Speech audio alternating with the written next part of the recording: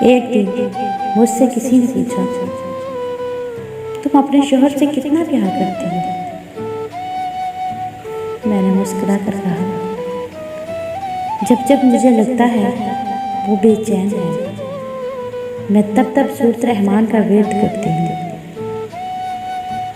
जब बात उसकी तबीयत पे आ जाए तो मैं यासीन पढ़ने लगती हूँ और फिर दिन भर उसे अपने रब के ईमान में रखने के लिए उस पे आयतल कुर्सी का दम करती हूँ।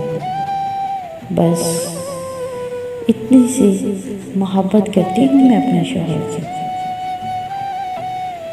ऐ अल्लाह, रिस्क देने वाला तू है, लेकिन वसीला तो शोहर को बनाता है।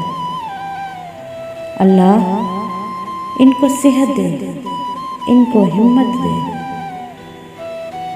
जे अपने घर की खुशियों के लिए क्या क्या नहीं करते। ऐ मेरे परवरदिगार, तमाम शोहरों को लंबी ज़िंदगी अता फरमा। आमीन। सुबह बखैर ज़िंदगी।